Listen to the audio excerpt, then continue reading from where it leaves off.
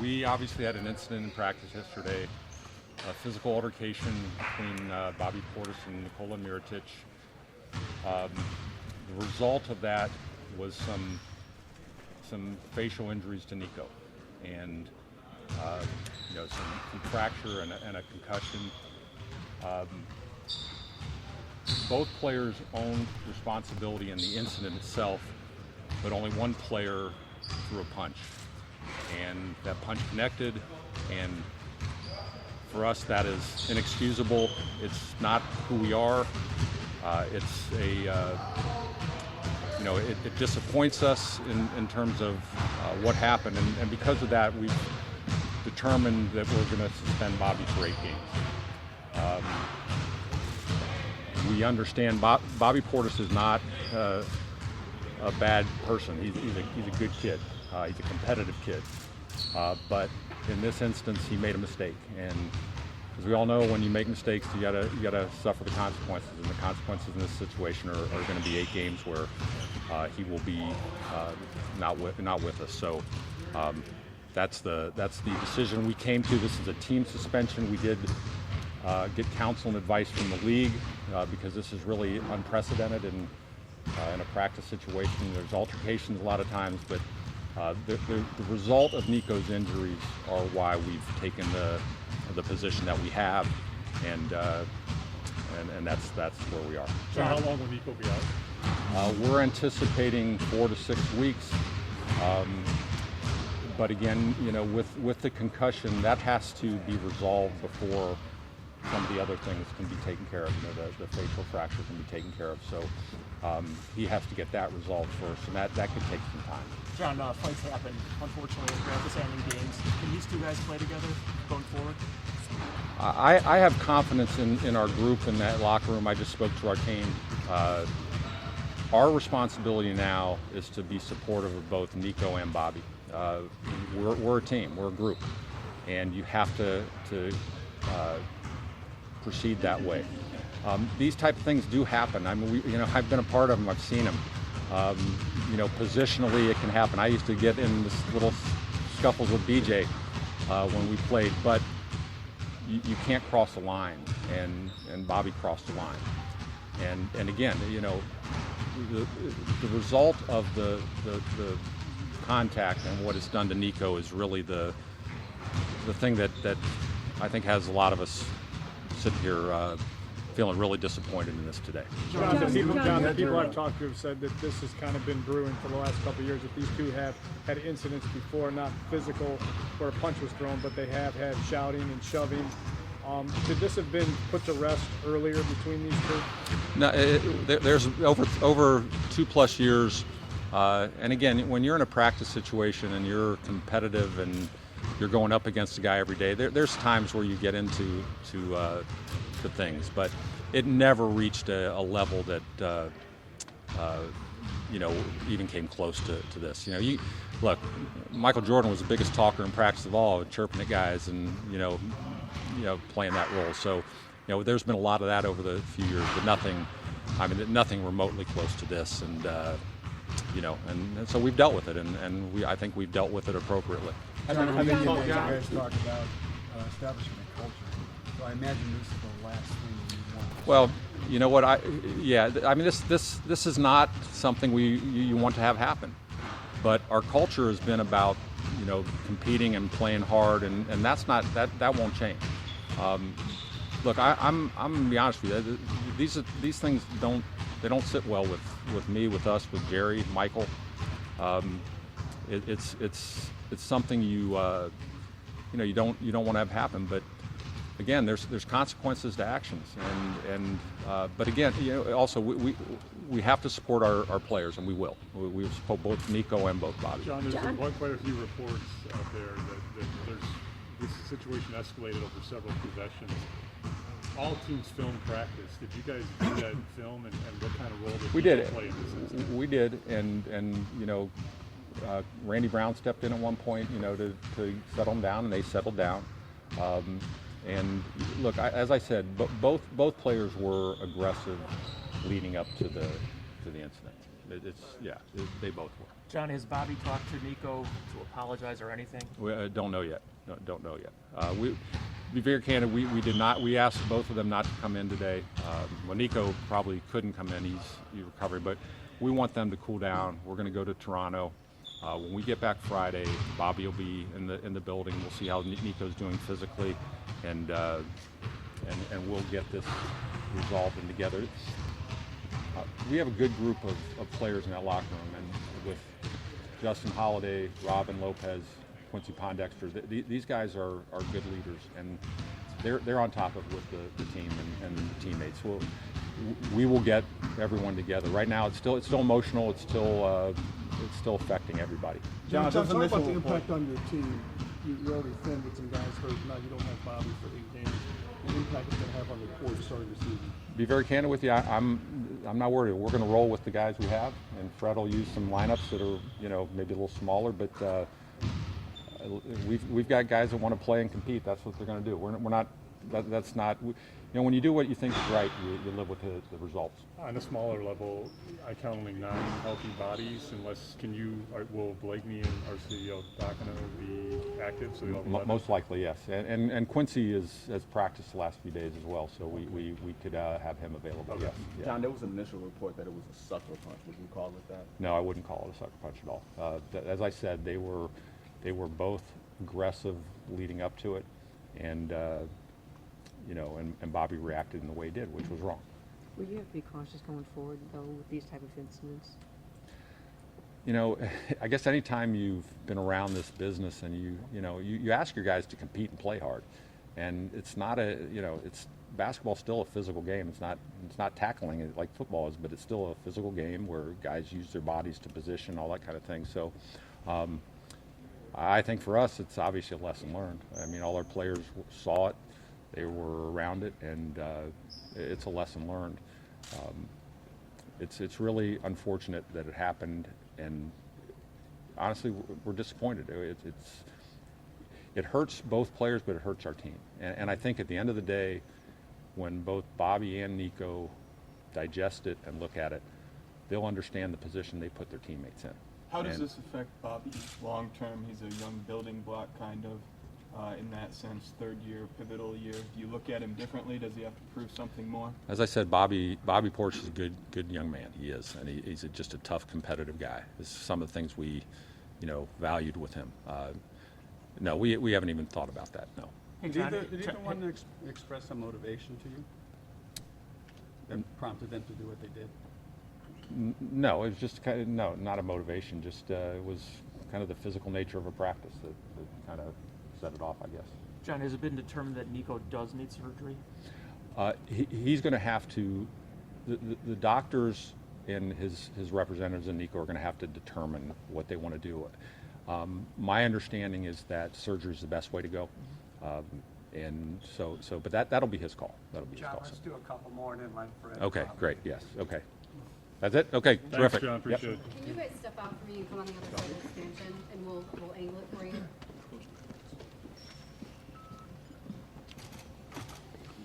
Fred, what was One sec, Joe. Before we get started with questions, let me just say a couple things. As a head coach, I'm very disappointed in yesterday's actions. Our locker room's a family, and I understand at times issues can come up in your family. But what happened yesterday, we've created a very competitive environment in this training camp. Guys have really come in with a mindset of competing. We've got a lot of young players that are trying to solidify themselves in the league. Yesterday was no exception to that. We were having a great practice preparing for our opening game in Toronto tomorrow night. There was some talking going on. There was a little bit of pushing going on, but we thought everything would be fine. We never thought it would escalate to the level of what happened. From that standpoint, I'm very disappointed in what happened. Now, my job is to not let this moment derail us. My job is to get these guys prepared to go out and fight and play as a group and I'm confident that our guys will do that. They've shown that going all the way back into late August when they showed the commitment to be in this gym and be there for each other.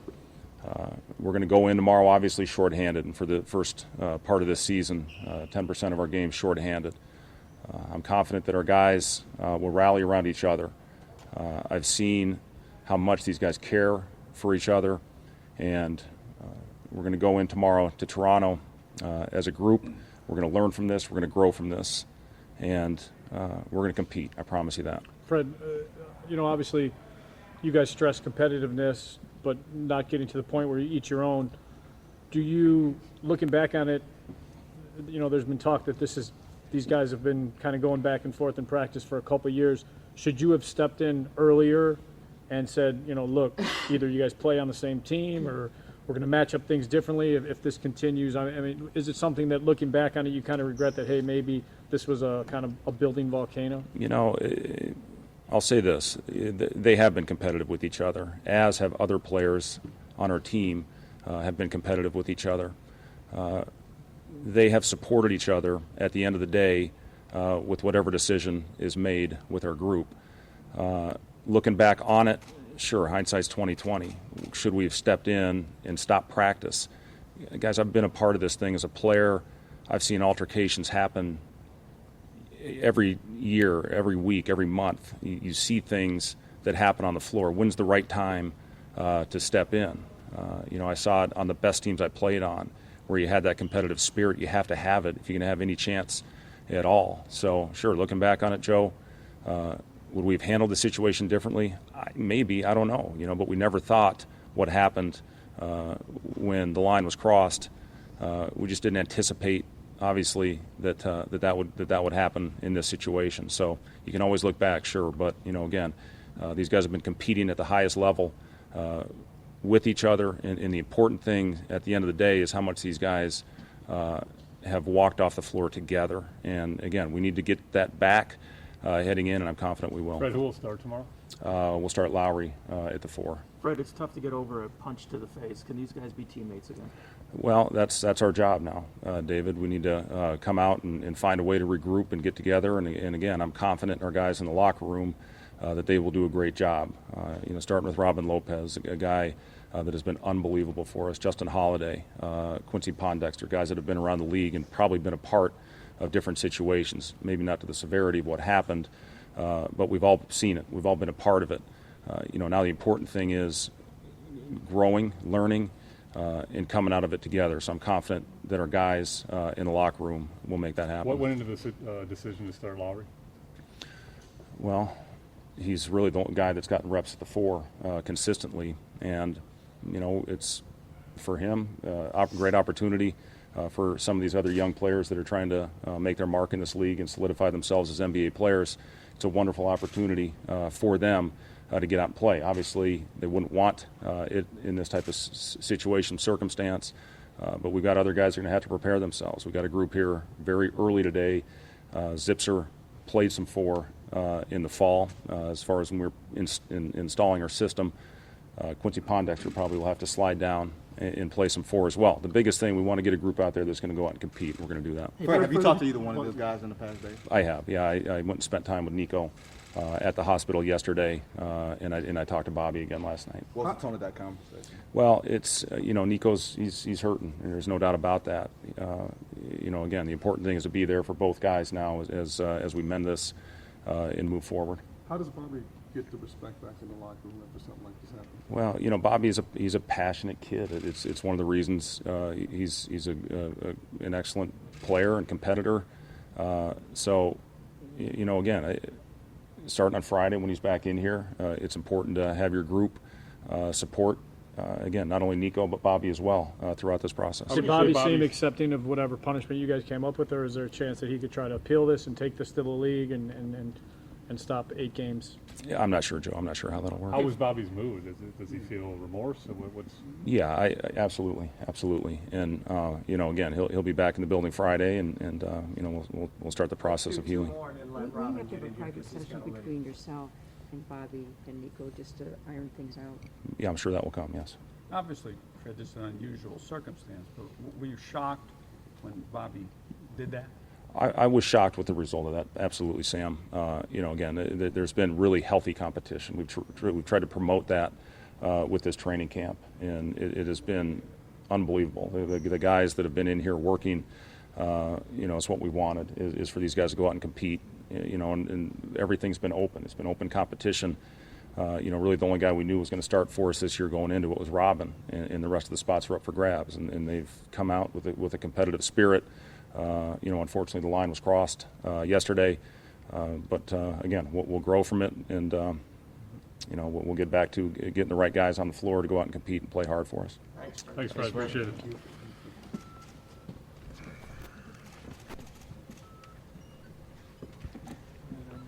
Robin, there's been so much talk about culture, and a lot of guys have talked about how this team's done so much together off the court. Does this jeopardize that culture from the simple standpoint of, you had one guy who put another guy in the hospital, and maybe there's guys that are on Nico's side, maybe there's guys on Portis' side. Are you concerned that this could be a divide that's going to be too hard to overcome when things do get adverse? It's certainly a little deflating, but everything you guys had heard, people expressing how great this culture has been so far, beginning in the summer, continuing on to the fall.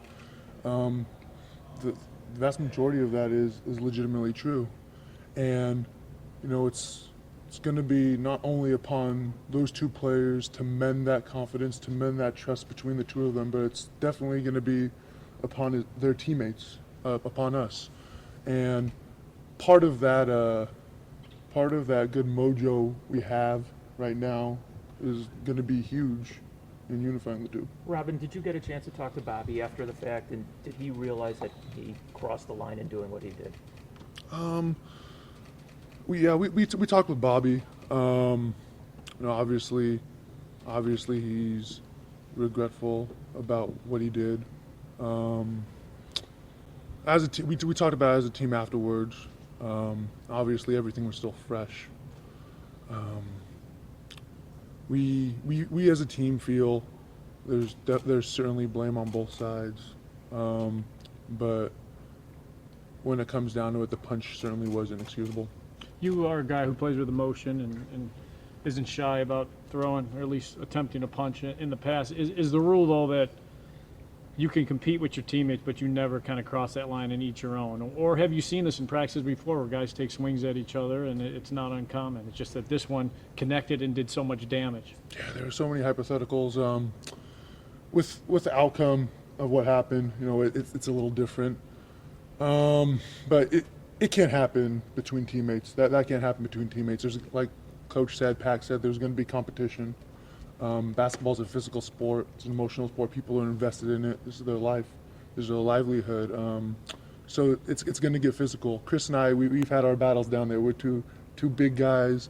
We've lowered shoulders at times, but you can't cross that line. Robin, by all accounts, this was brewing over several possessions during the scrimmage. Was there ever any feel it would get to this level, number one? And number two, is there any thought to maybe trying to step in and nip it in the bud?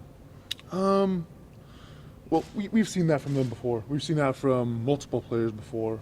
I know Fred mentioned it earlier, but we have a lot of competitive players on the roster. There are going to be guys that are going after each other. And you try to leave that on the court. So I honestly don't think we could have seen that coming.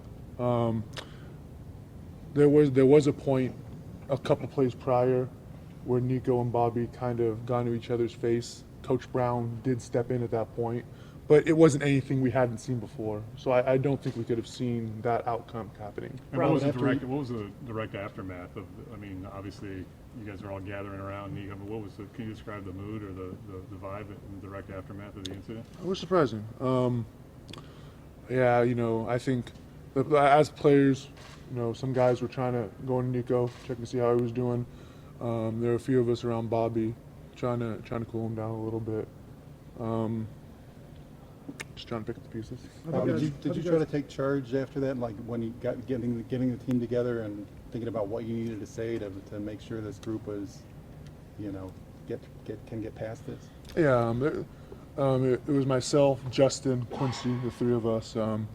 We met in the theater. We had a team discussion. Robin, is this your first time in your, 9-10 years in the league that you've seen a teammate throw a punch and land a punch during practice? Land a punch, yeah. Robin, you've been around both these guys for a couple of years now. What gives you the confidence that Nico and Bobby can now coexist moving forward? They've always pushed each other. They've always been competitive.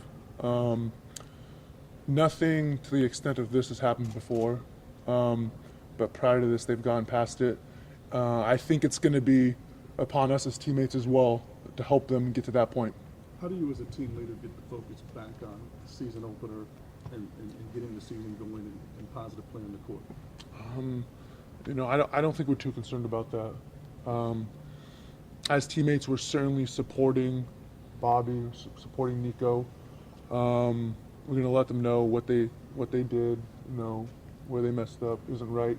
But we're definitely supporting them 100%. But as basketball players, we know we've got a game tomorrow. We've got to get to business. Let's do 2 more and then let him go.